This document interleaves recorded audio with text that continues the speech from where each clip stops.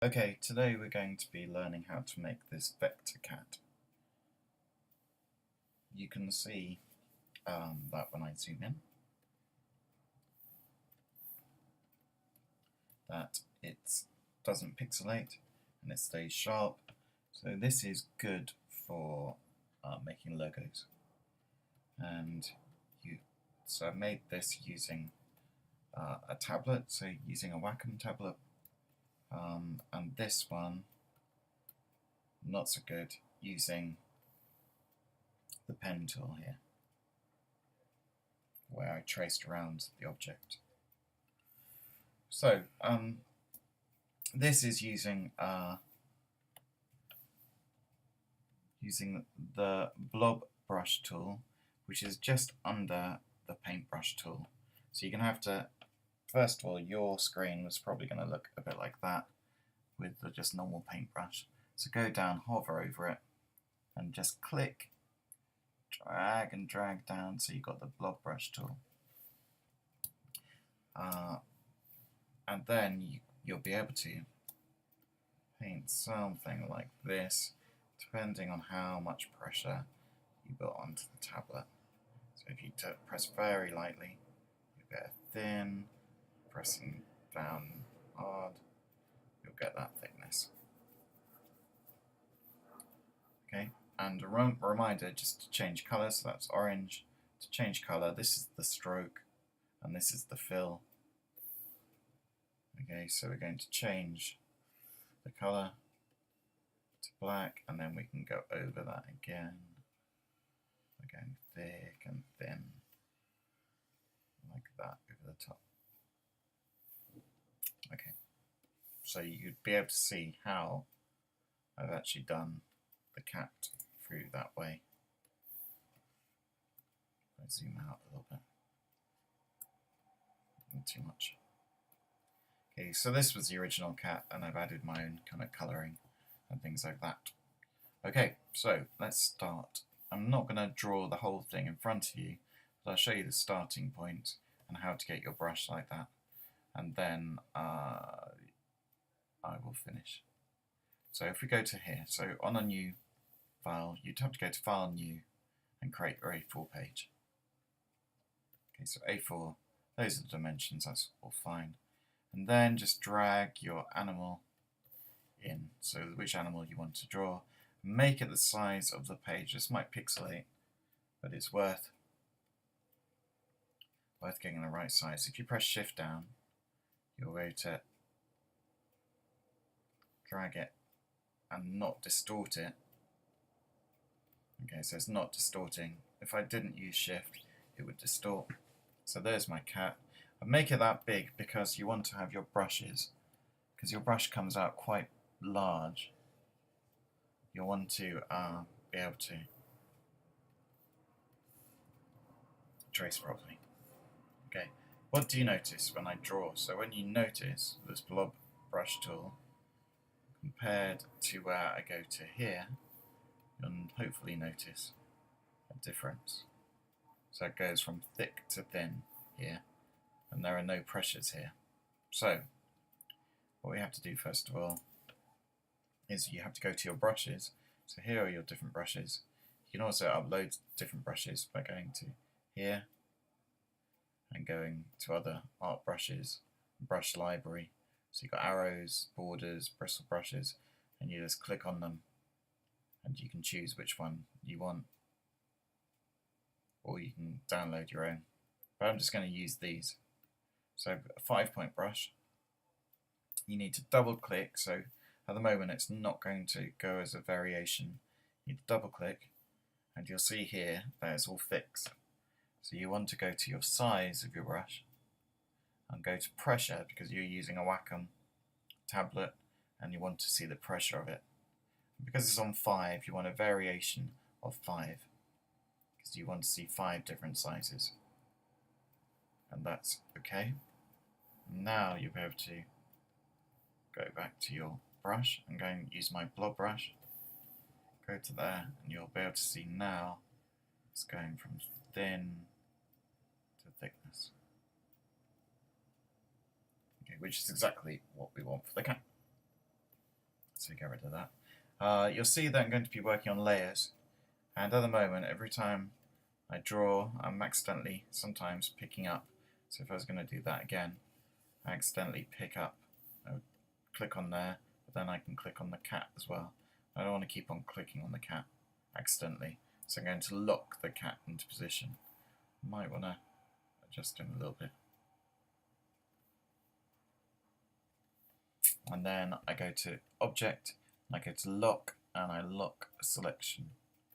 So now, no matter how much I try and move the cat, I can't move him. And I can unlock him as well. But now I want to create a new layer. So go to here, New Layer. And we're going to be working on this layer with my marks, so with my Blob Brush. So all I have to do now is start. I can zoom in a little bit. Use the spacebar to move it around. Now I can start drawing.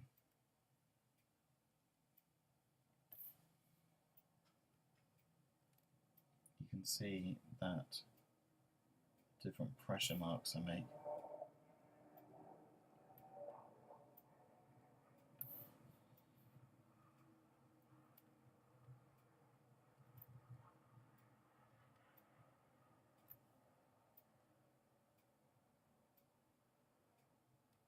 I'm not going to draw all the details like I did for the last one,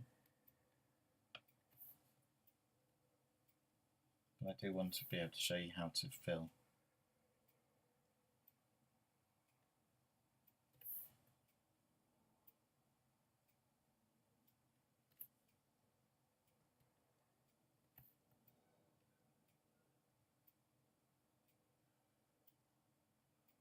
So if you make a mistake like I've just done with the eye, all you have to do is click on it and press backspace, and it's gone. So then I can make it a little bit better.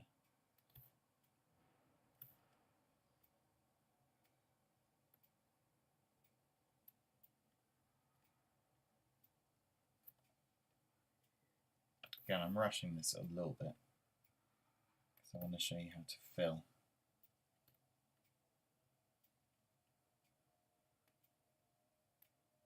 Which is not the same as it is in Photoshop.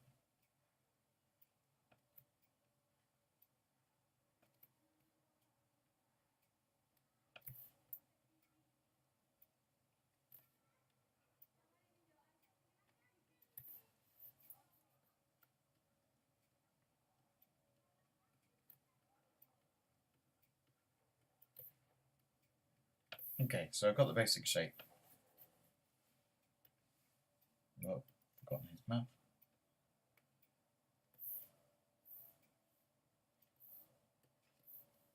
Again, I can keep on going if I wanted to get some smaller kind of lines.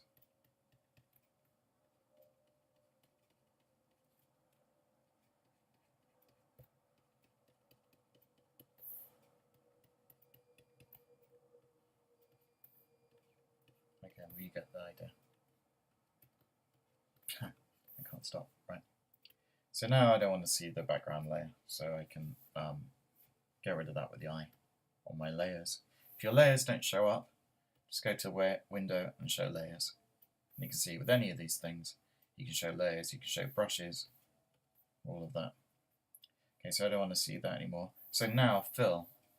Now, I would highlight the whole of the cat, as you can see there, and you can now go to the Live Paint bucket, which is under the Shape Builder tool. So it might look like that first of all. But you go to the Live Paint selection. Now you can see that I'm able, soon be able to fill in these things. Now I want to choose my colour, so I'm going to choose pink for the ears. I can select individually things like that. I want to maybe choose blue for the eyes, like that. Maybe a yellow for the whole cat. Maybe a darker yellow for the bottom half.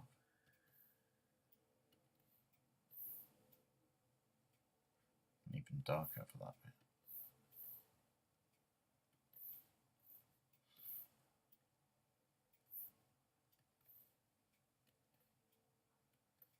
So I'm gradually filling. And a red for the nose. Okay, so I have those details. I can deselect now. And there's the cat. Right, so it's not very detailed compared to if you go back to this cat. And now you need to start adding kind of some more details. So you can do that by changing the colour of your blob brush. So at the moment, if I drew, it'll be red. So I don't want red. So if we can choose maybe a brown for the details that we're going to do, and you can start adding some details to your cat. If you ever don't like it, so say for example there, it has gone over, don't like that, so I can actually use the white arrow and I can adjust it. So I can click off and click on the anchor point as you would normally. You can just drag and change it, make it smaller, which you can't do in Photoshop.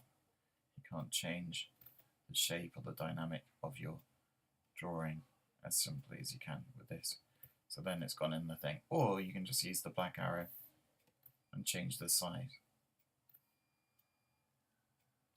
So you can make mistakes, or just completely delete them by pressing backspace and going back to your Blob Brush tool. Like that, remembering that it's on a different layer. So with the eyes again, I would probably change the colour. So maybe a lighter blue. If I want to do it, I can do it over here. So there's my blue. And then I can actually change it.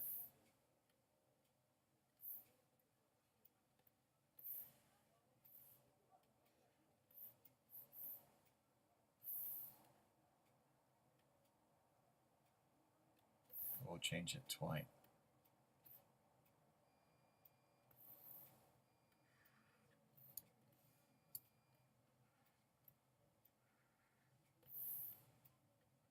Until we're gradually building up.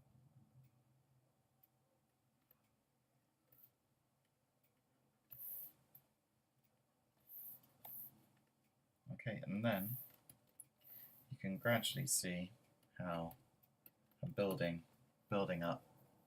Still, I need whiskers and things like that, but you kind of get the idea, right? So I can go again to white and start drawing in whiskers.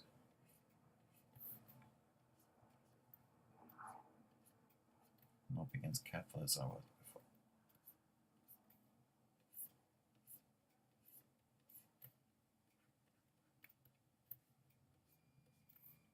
And then if you wanted a background, so I can just create a new layer, put it behind the, okay that, put it behind the cat.